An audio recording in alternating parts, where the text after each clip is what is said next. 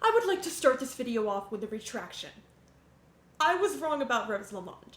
Alright, maybe not entirely, maybe not like a deadly amount, but I did make one assertion in my previous video that needs correcting. Because literally one read-through session after I said this, and Miss Psychoanalysis doesn't want to get some prime material to work with out of letting John explore his father's room, she outright sidesteps the potential to bring it out around John. It's really mostly Dave that gets subject to this. Rose decided to serve me my own ass and psychoanalyze John immediately regarding the scribbles on the posters in his room that he was literally unable to see before. And the thing is that she absolutely didn't have to do this if she didn't want to, and he would have been none the wiser, so that's my bad, ma'am. Carry on. I still think my read of her dynamic with Dave holds up, but that's the thing about these live read-through videos. You never know what you'll be wrong about in front of the entire internet unless you have the comic memorized. I don't! However, I am still waiting on her to analyze Jade in any way. Better get moving, Miss Lalonde. I'll happily misread you in front of an audience again. Speaking of Jade, because I'm sure the title has raised some questions, the time has come that I make a confession. Back in my peak Homestuck era, I never cared about Jade. Don't click away, I promise I'm going somewhere with this. It's not that Jade ever did anything that I disliked. If you were to ask me, I would have said I liked her. She's a really great person, she probably commits among the least atrocities in the entire comic, and in terms of people you'd want to have as a friend, she's definitely up there on the list. But as a character, well, I'll admit it, I never understood the hype.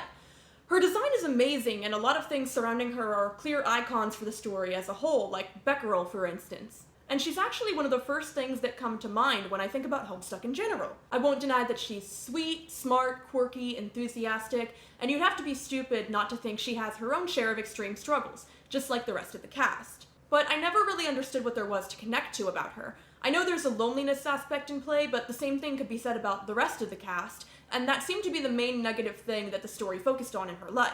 Maybe she seemed to me to be the character with the least amount of personality flaws. Perhaps my idea of my own flawed self kind of got in the way of me feeling like I could connect to her.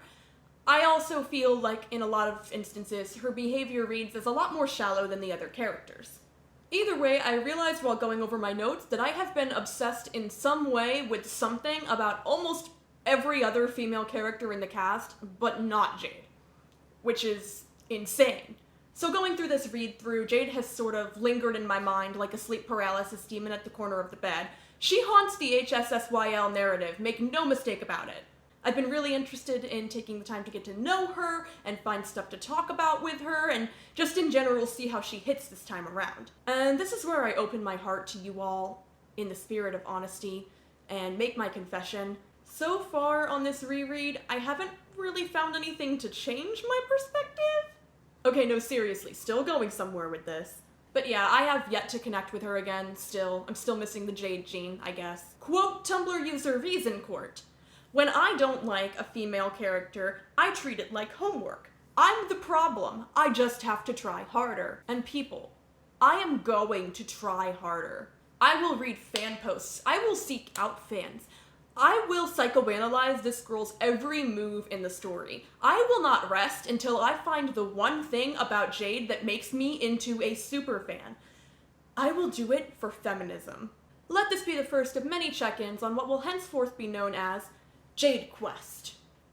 In order to learn to love Jade Harley's character, as I know in my heart she deserves, I'm going to start by looking for what it is that draws other people to her. So at this point in the story, what do I actually know about Jade Harley? What am I yet to know? Only one act into her character being actually on screen in the story, I'd say I know about as much as I would say that I knew if you asked me to summarize her character after having read the entire story, which does reassure me in that it tells me there's probably stuff later in the comic that I was overlooking. Asked to describe her right now at this point in the comic, I'd say I know her hobbies, her gardening, science, furries, guns, etc. That she has memory issues, narcolepsy, and I know where that comes from, but we'll come back to that later, and precognitive abilities that she gets from the Clouds of Prospect. I also know that she's grown up on an island, largely alone with her grandfather, who is a stuffed corpse in front of the fireplace, and her paranormal nuclear guardian dog. I really hate summarizing things, so if I seem bored, that's why. I'd also say that she generally always has nice things to say, and despite clearly knowing her friends and their lives and struggles pretty well, she tends to express this awareness in a pretty neutral way. Biggest example that comes to mind is her telling Rose, "Not everybody always means the opposite of what they say the way you and Dave always do." I can't tell if I should read this as her holding back, or as a genuinely passive, neutral read on what's happening around her. Either would be sort of interesting, I guess. I'm far more interested if it's the latter, though. I also admit to some confusion as to whether she's outright lying to her friends about the situation with her grandfather, or if she's just in some sort of weird denial, which would make sense. Or, given that she has a full-length, one-sided conversation with him in the text, is she just compensating for the loneliness, or is this another form of that same denial? I lean towards the former, but again, this text spends so little time on a deeper perspective on her, at least right now, that it's hard for me to say. I will say that she doesn't entirely strike me as the denial sort at all. So, what have we learned here today? Basically a whole lot of nothing from where I'm standing. I think we managed to get just a brief nugget of intrigue here. Act 3 did not feed me as well as I was expecting it would. But it did give me a unique insight into my own reader experience, which is kind of invaluable when it comes to a sort of then and now focused series. But even for then and now, I admit when you're comparing instead of contrasting, it does sort of end up giving you a lot less to talk about. But my dears, we are headed into an exciting time going forward. Because as this video gets sent off into the atmosphere, I turn the metaphorical corner into the intermission. I thought it was between Acts 4 and 5. It's not. It's between Acts 3 and 4. Blessed day. And I know don't skip the intermission is a bit of a running joke, but seriously, the intermission is so good. And I'm thinking I might experiment with a bit of a format change for it. So seriously, don't skip the intermission. And please, if you have insight on Jade, do comment below.